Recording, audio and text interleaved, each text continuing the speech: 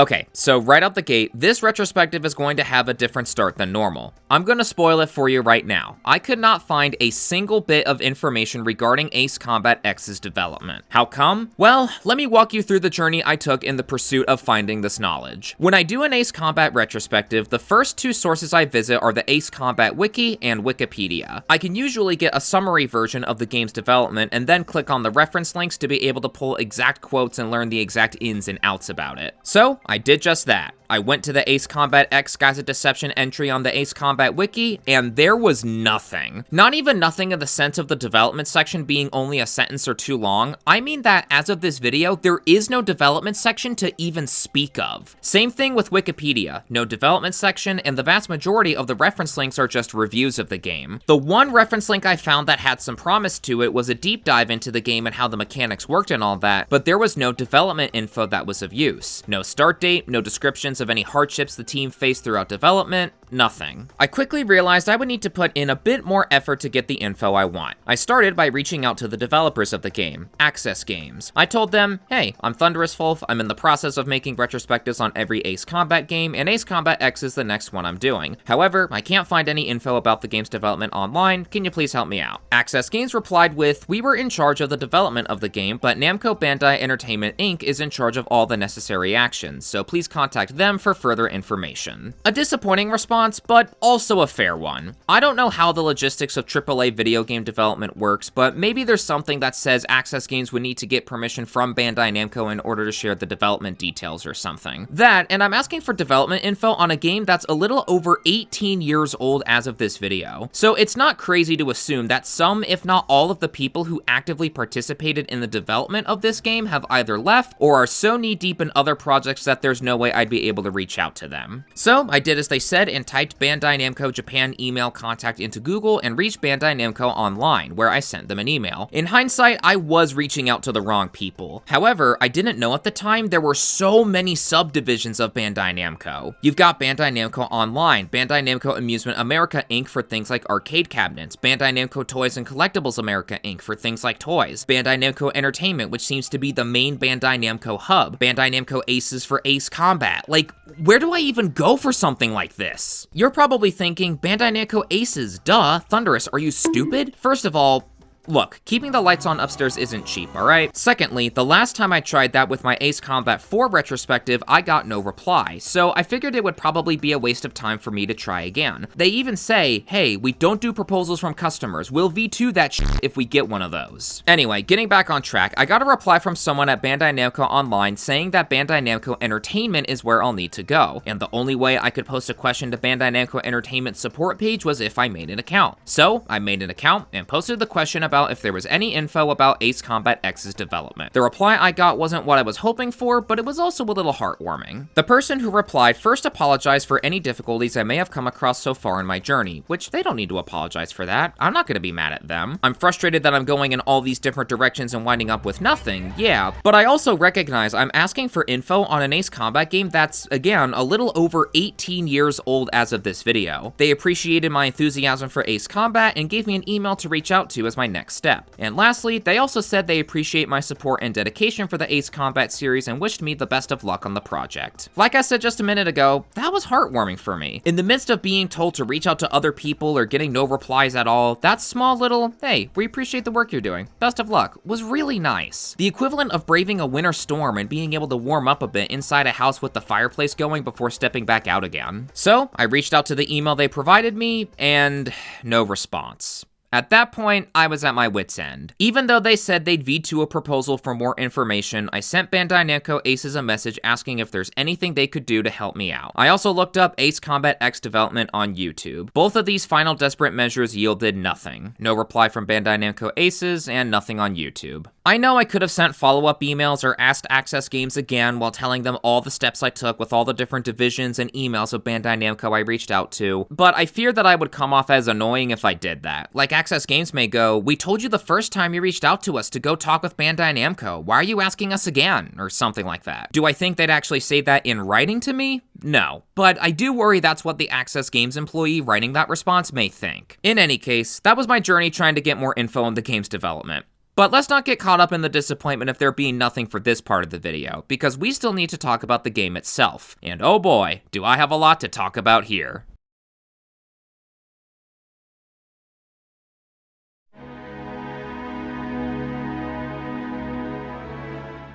I've only ever played Ace Combat X through emulation via PPSSPP.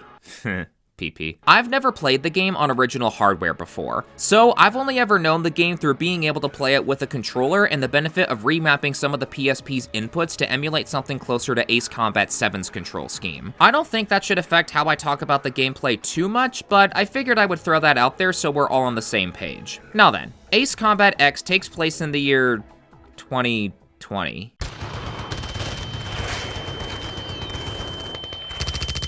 Anyway, you take on the role of Gaiuss 1, an Air Force pilot for the country of Aurelia taking part in the Aurelian War against Laysath. Under the command of Diego Gaspar Navarro, Laysath initiates a swift invasion of its neighbor, taking over almost the entire country in a matter of days. Now, Gaiuss 1 and the remaining Aurelians must fight to take back their country. For handheld entries, large innovations in gameplay weren't as common. Given that nowadays, handheld devices are able to rival consoles and PCs in performance with devices like the Steam Deck and ROG Ally, the whole handheld version of games market is bound to die out if it hasn't already, aside from mobile game spin-offs and things of the like. Again, normally, developers for a handheld entry were given less money and time to work with, a means for the publisher to cash in on a particular device's audience while also ensuring the main versions for console and PC got the majority of the development budget and time. As a result, developers usually only had enough time and resources to ensure the game's functionality while providing some kind of experience that could be played from start to finish. I hope this isn't coming off the wrong way. way. I don't mean for this to be interpreted as me saying all handheld versions of games were/are mediocre. It's just unfortunately how things usually went back then. However, Ace Combat X is a different story. This game is a PSP exclusive. There was no main version for consoles and PC, which meant that the developers had more time and money to work with. Resources that were spent not only on making sure the core gameplay felt great, but also to innovate and try new things. Focusing on the innovations first before diving into the minute-to-minute gameplay, Ace Combat X's biggest one can be found after you complete Prelude, the third mission in the campaign.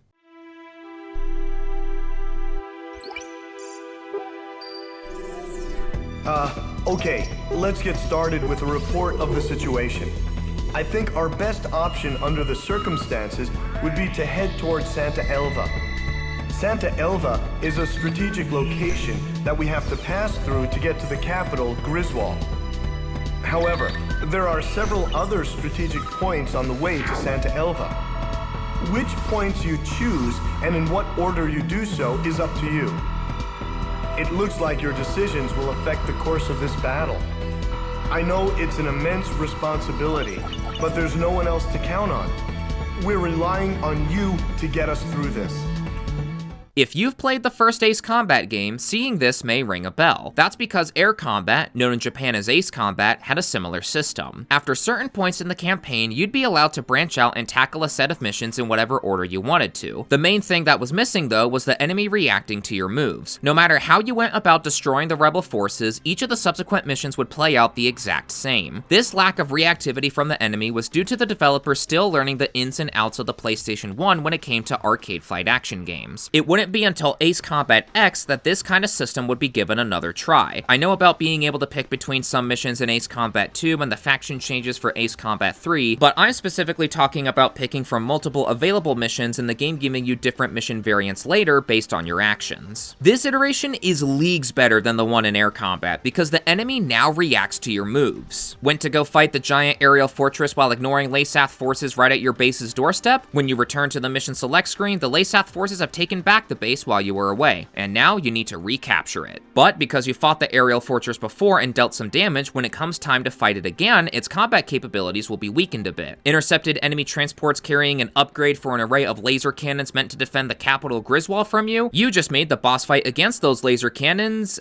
actually harder, not easier. Individual laser shots are harder to dodge than solid laser beams. If you let those transports go, all of those laser cannons will have that upgrade equipped when you go to liberate Griswold. Intercept the high-powered microwave weapon before those ships make it to Archelon Fortress. That's one less enemy weapon you'll have to deal with, but the fight against the Fenrir aircraft will be harder since you chose to let Alex Squadron, a squadron consisting of Laysath's best of the best pilots, go as a trade-off. This is a mechanic that I would love to see in a future Ace Combat entry. While it doesn't require a huge amount of strategy, it is nice to have to take an extra minute or two to consider which mission you'd like to take on next, especially if you're on a fresh save with limited aircraft available, requiring that you consider which mission might be the best one to take on given your current aircraft and special weapons situation. And this means the game is given considerable replay value, as you're not going to be able to take on every possible mission on a single playthrough. It's super cool to see a mechanic that couldn't quite reach its full potential on the first attempt become fully realized later on. While the mechanic of needing to choose your battles and the enemy reacting to your moves is awesome, if the quality of the missions in the minute-to-minute gameplay sucks, then it doesn't matter how awesome the rest of the mechanics of the game are. Thankfully, Ace Combat X is a great game to play. Of course, as with any Ace Combat game, some missions are less fun than others, including that mission, which we'll talk about shortly. But the vast majority of them are fun. The classic shooting down bombers attacking your base first mission, an annihilation mission where you're tasked with wiping the radar clean of all threats, a giant aerial fortress fight, my beloved, a huge air-to-air furball, and more are all here. However, there are a couple of missions that range from annoying to downright infuriating. The first of which is a diversion, an escort mission where you need to protect a group of helicopters as they travel to Sachana Air Base, loaded with troops that will storm it in order to wipe out the Laysath soldiers currently occupying it. It isn't painful by any means, but it is pretty annoying to have the enemies who fire RPGs at the helicopters spawn in the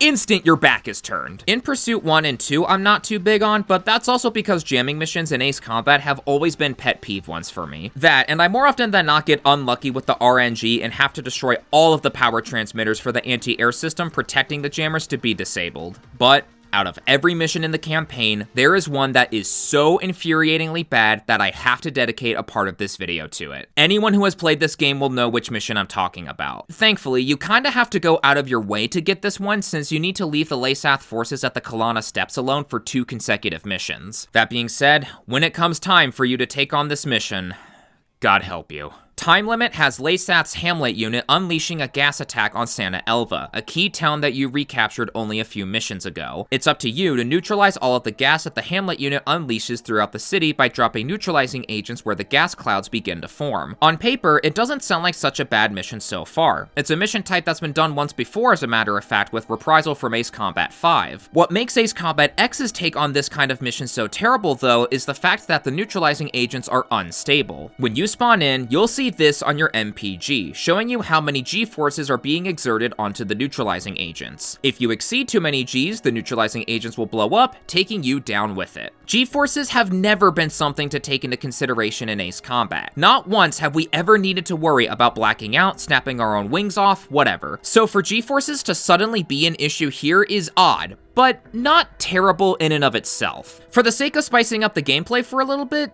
sure, have G-forces matter for this one mission. Make the player step out of their comfort zone. That's one thing. It's a whole nother thing for this game to spawn in enemies that shoot at you with no effective means of fighting back. After a minute or so passes, enemies will show up and begin to give chase. If one of the Laysath pilots gets a lock on you, you're screwed since you can't turn and evade because you'll exert too many Gs. So, you just have to sit there, present your cake, and take that missile like the bottom bitch you were destined to be. There's no way to delay the arrival of these enemies, as they'll always show up at the same time no matter what, wanting to take a respectful look at the bakery you're packing back there. And there's no ECM pod or flares or anything you can use to counter the enemy's attacks. Easily the worst mission in Ace Combat X, and one of the worst missions in Ace Combat as a whole. Is it the worst mission in all of Ace Combat? I'm not sure. That could make for a good future video though. The worst mission in every Ace Combat game, and which one is the worst of the worst? That's a terrible hypothetical title. But yeah, some of the missions aren't so good.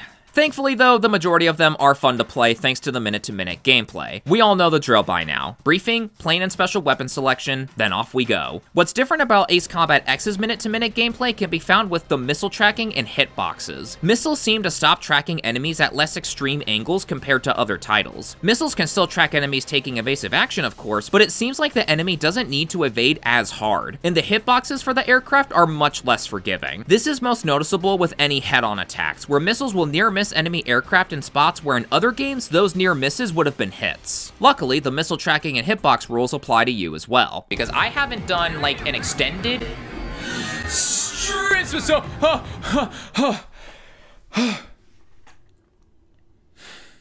It's not a deal-breaking thing, or even a bad thing, I would argue. Rather, it's a little jarring at first, but it's something that anyone can easily get used to in short order. Speaking of things being jarring, this game's ace difficulty is cracked. When you take the missile tracking quirks along with how strict the hitboxes are, and combine that with the enemy behavior on ace difficulty, it makes for a properly challenging experience. That's not to say ace difficulty in the earlier games were snooze fest by any means, but Ace Combat X's ace difficulty requires that you truly lock in, especially during the last set of missions. So, he's come.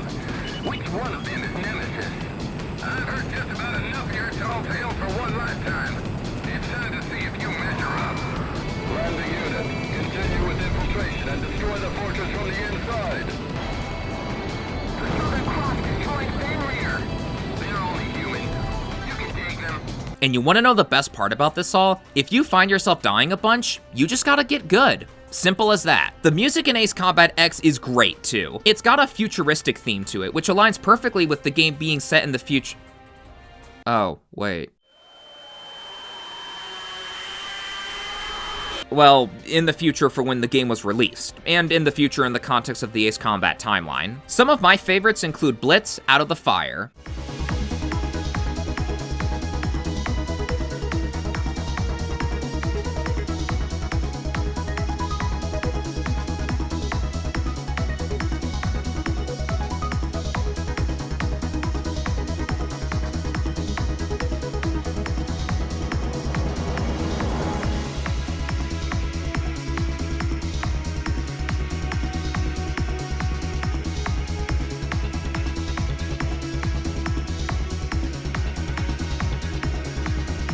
Prelude, Joint Operation.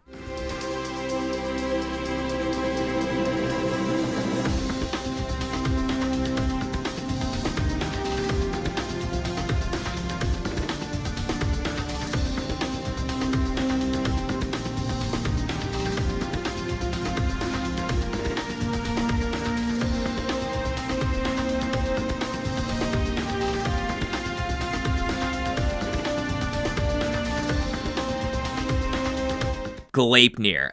Okay, wait, hold on. I've got a little bit more to say about Gleipnir in particular. Gleipnir goes for a horror villain vibe, and I am all for it. It makes sense for the music to be this way too, given the stealth capabilities this thing has. Just imagine it. You're a soldier on the ground or a sailor out at sea. The giant behemoth appears right above your allies, vaporizing them with the shot cannon and then disappearing without a trace. Are you next? Will the Gleipnir target a different group of allies instead? However the Gleipnir plans to get rid of you and your allies, you are fucked.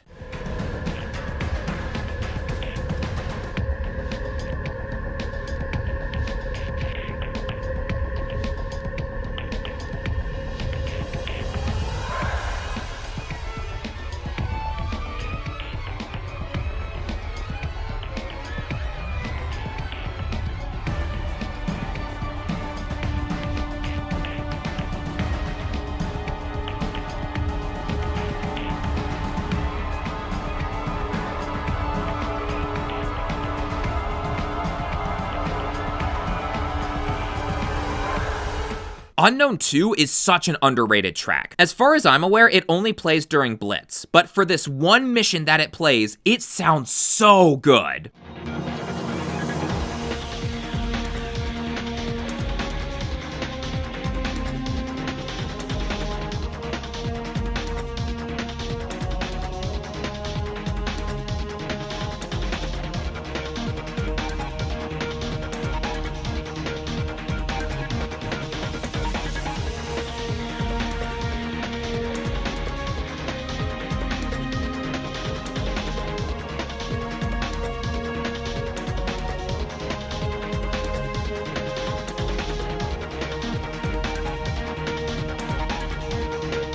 Alex Squadron is my personal favorite track out of the whole list here. With that guitar kicking in at the very beginning, oh man!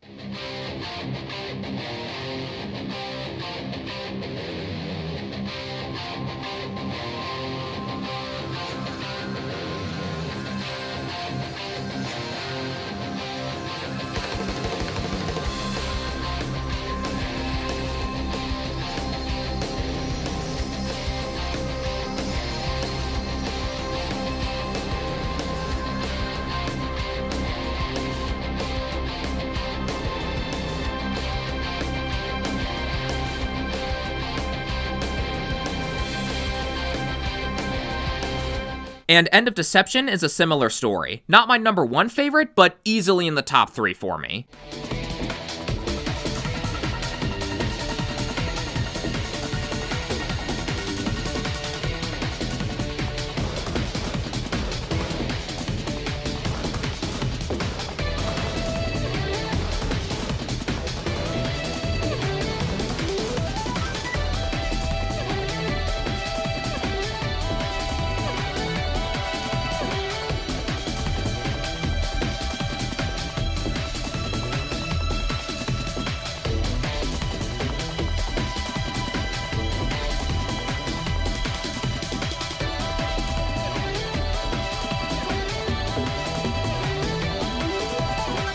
Ace Combat X also has a lot of special enemy units in order to match with all the different ways that a mission can be handled. The Miller unit, Skilla unit, Gleipnir, Hamlet unit, the Meson cannon, Alex Squadron, and more. Special enemy units are nothing new for Ace Combat, but for there to be this many of them in a single game is cool. The only games that can compare with this number of enemy units are Ace Combat 0 and Ace Combat Assault Horizon Legacy with all of the enemy Ace Squadrons you can come up against. Another thing that I have to mention about this game is the addition of parts. A common staple for Ace Combat games nowadays got its start with Ace Combat X. Granted, the way the system is implemented in this game is restrictive, as you can only equip parts on the original Ace Combat aircraft, not any of the real-life ones. That being said, it is still a system absolutely worth using, as some of the parts can be really darn good, ranging from boosting a particular stat of an aircraft to giving missiles better tracking capability to even an aimbot for your cannon, to name a few of them. And it also means the original aircraft stand out a bit more on the roster. Speaking of aircraft, the progression system in this game is the textbook definition of how it should be done. You unlock aircraft by completing missions, earn credits to unlock them, and as soon as you unlock an aircraft, all of its special weapons are available for purchase too. One other thing that I should mention here, Ace Combat X is the first Ace Combat game to have substantial multiplayer content. A friend of mine and I did manage to get the game's multiplayer to work and got to play some rounds, but I'll save talking about all of that until after the story section. Speaking of which,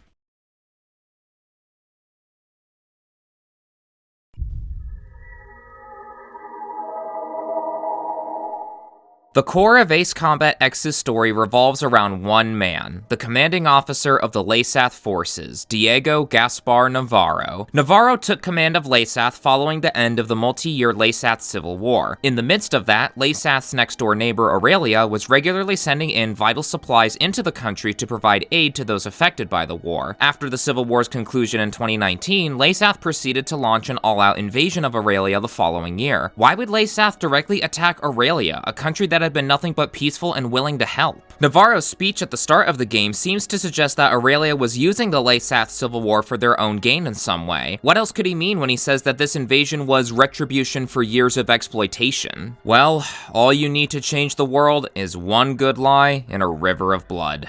The lie?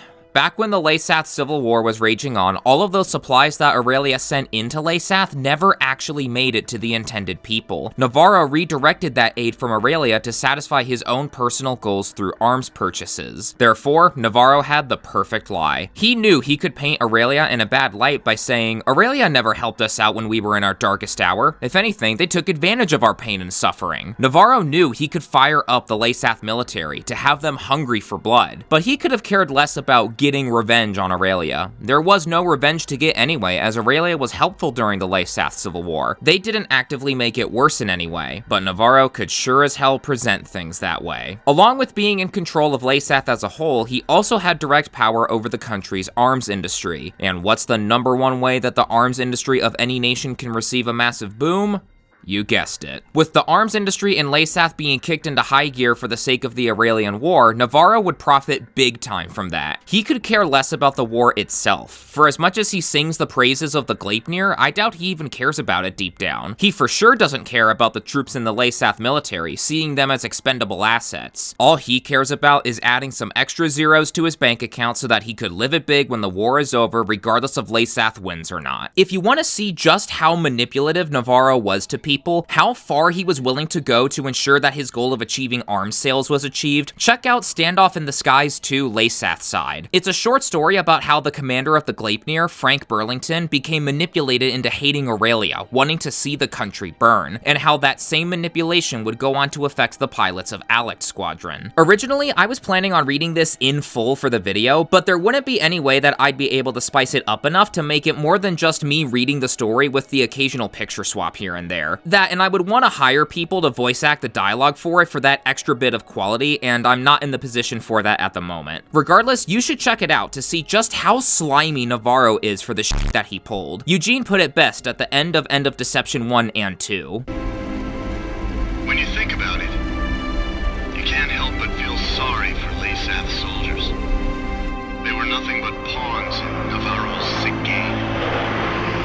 Speaking of Eugene, I also recommend that you read Eugene Solano's memoirs, which are a recounting of Skies of Deception and Standoff in the Skies 2 from his perspective. It shows how unsure of himself Eugene is at the start, and how he gradually feels like he truly belongs as the radio operator for not only Griffiths 1, but also for all of the other Air Force pilots he's in charge of looking after during battle. In the game, we've been able to hear how shy and unsure of himself Eugene sounds at the beginning, and how because of our actions he gradually becomes more confident. The defeat in his voice at the end of the first mission compared to something like how he sounds after we've liberated Griswold. The mission was a success. The destruction of the enemy bombers will help keep an enemy invasion of Aubrey Base at bay. However, we also suffered serious losses. There's no way anyone could ever call this mission a success. I'm sorry. I couldn't do anything to save them. Griswold's been liberated. With the loss of their central command, Laysaf forces have begun to pull out of Aurelia. The streets of Griswold are overflowing with citizens celebrating the defeat of the Laysaf oppressors. Even soldiers have joined in the celebration. Sir, the people won't soon forget your brave actions that led us here. We've done it, sir. How unsure he sounds at the end of the first briefing versus how determined and passionate he is during the briefing for the last mission. All right, please prepare for launch. Let's pay back the Laysaf forces with at least one defeat. Sir, we've succeeded in freeing Aurelia. The war should have already been over for us. But someone has to put an end to this. Just make sure you come back alive.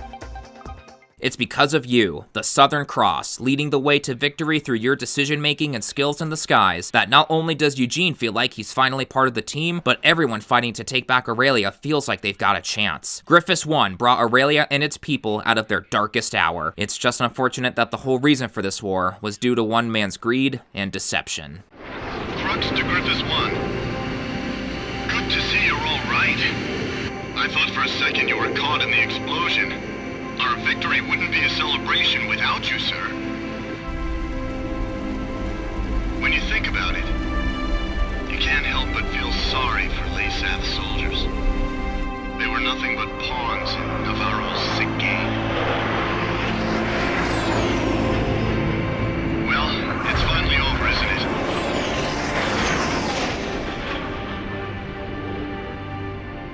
Let's head home. To Aurelia.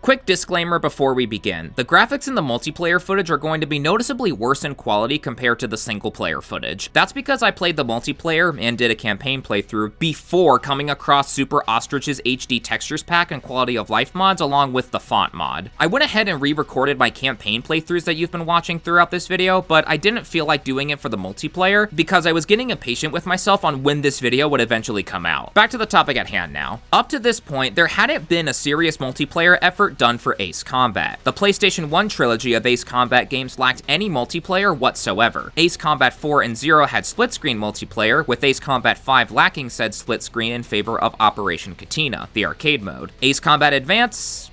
you already know what I'm about to say here. Ace Combat X marks the first proper multiplayer effort for the series. Nowadays, it takes a bit of extra work to set up, but even if you're only able to get one other person with you, you can get a taste of what the multiplayer for this game is like. Given that this is a retrospective, I owe it to you all to at least give the multiplayer a try. Massive thanks to Fuzon S, who agreed to join up with me in order to get a multiplayer lobby going. After installing the Radman VPN, fiddling with PPSSPP settings for a couple of minutes, and then pairing up with Fuzon, we were ready to go. Even though Ace Combat X's multiplayer has bot support, the game does require that you have at least one other person in the lobby with you before you can start it up. Ace Combat X has the following game modes: Base Assault, Escort Mission, Beacon Battle, Air Superiority, Dogfight Survival, and Dogfight Shootout. Going down this list of modes in the order that Fuzon and I played them, the first mission to look at is Base Assault. Base Assault tasks you with destroying the opposing team's base. You do this by attacking the base itself in order to force the shutters protecting the base's weak spot open. You then fire away at the base's weak spot, pounding away at it until it's destroyed. Escort Mission thankfully doesn't task you with escorting helicopters from point A to B like in a diversion. Rather, you're tasked with escorting infinitely spawning friendly ground forces to the opponent's base. If your allied ground forces are able to make it into the other team's base, you get a point. The first team to get to the target number of base infiltrations wins. Beacon Battle is a capture the flag style of game mode where you're tasked with snatching the other team's beacon and then taking it back to your base. Air Superiority is a free-for-all game mode that tasks everyone to fight one another in order to have their time in the spotlight. Quite literally, as when you remain in the designated spot on the map indicated by a circle of lights, you gain points. The first person to make it to the target score wins. Dogfight Survival tasks you with wiping out the other team. Everyone in the game has a limited number of lives. Once you've used up all your lives, you can't spawn in anymore. Whichever side annihilates the other wins. And lastly, Dogfight Shootout tasks you and your team with achieving a certain number of confirmed kills. Rather than people being limited on lives, the pressure comes from any casualties on your side contributing to the other team's score. Whichever side is able to reach the confirmed kills goal wins. Out of all of these modes, Escort Mission is my personal favorite. Finding that balance between going after the enemy's ground units to protect your base, but also making sure that enemy fighters can't run while destroying your allied ground forces was way more fun than I anticipated. I also find it funny how when they cross paths, none of the ground forces engage each other. They are locked in on those bases. Either that or they always wave to one another as they pass by. Or maybe both. Maybe they're locked in, they take a moment to wave hello to one another as they pass by, and then they lock back in. All of the other modes were pretty fun to experience too, though it is worth noting that I don't have a whole lot of playtime in Ace Combat X's multiplayer. For what it's worth, I did make it to the rank of Senior Master Sergeant before ending the multiplayer session. Returning to the topic of bots, Ace Combat X's multiplayer allows any remaining empty spots not filled by players to be filled by bots. You can choose which team the bots are on, their difficulty level, and you can even pick which plane they fly, or you can let the bots choose on their own, which is what I ended up doing. Interestingly, regarding any human players, there has to be at least one human player on the other team at all times. You can't do a humans versus bots kind of situation here. To further complicate things, the bots can't attack each other. They can only attack human players, and the bots can't use any special weapons either. The fact there's bot support to begin with, though, is pretty cool, even if certain aspects do leave a lot to be desired. In terms of negatives, the only one I found is that sometimes the announcer can get a bit annoying to listen to due to hearing him say the same things over and over again. I can only hear the defense line is taking damage during a game of Escort Mission so many times before I lose it. That's the only real gripe I have about the multiplayer, though it is worth reiterating that I only played it for a single session. So it's entirely possible I missed a negative or two that I would have noticed had I played some more of it. Either way though, for Ace Combat's first multiplayer venture beyond split screen, I'd say this is a very solid first attempt.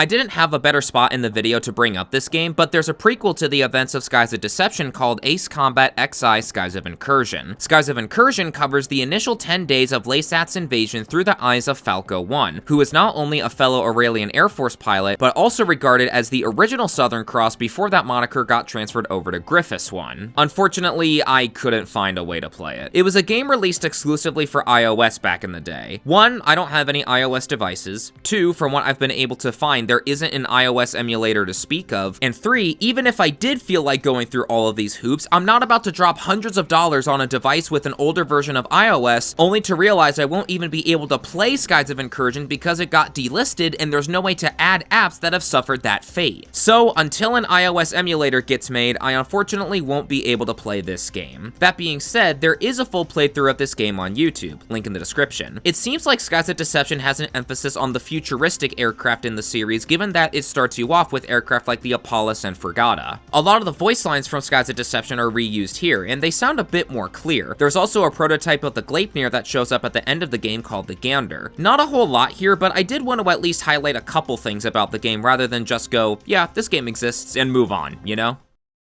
As I typed up the remaining words that would make up the ending of this retrospective, I couldn't help but to feel excited to get to editing this video. I've always liked Ace Combat X, finding it to be not only a fun game to play, but also among the best titles in the franchise. But after having taken a deeper look into the game and putting it in the context of the Ace Combat series as a whole, Skies of Deception needs to be given more credit. The campaign allows us to pick missions in the order that we choose, allowing for tons of replay value and a sprinkle of strategy. The story teaches us about how far some people are willing to go in order to achieve their goals, even as far as deceiving an entire nation. The multiplayer is fun, allowing a variety of game modes with levels of customization that's unprecedented given the system it's on. Keep in mind, this was all on the PSP. These are the kinds of innovations that I would expect from something on a console or PC, not a handheld, which makes a game like Ace Combat X all the more awesome. Ace Combat X Skies of Deception is more than just a great Ace Combat game for the PSP. It represents how innovation can be found in any game, regardless of which platform it's on. I may not have been able to find any information on the development of the game, but whatever the conditions for the developers may have been, they can rest easy, knowing that Ace Combat X Skies of Deception will always have a spot in people's hearts.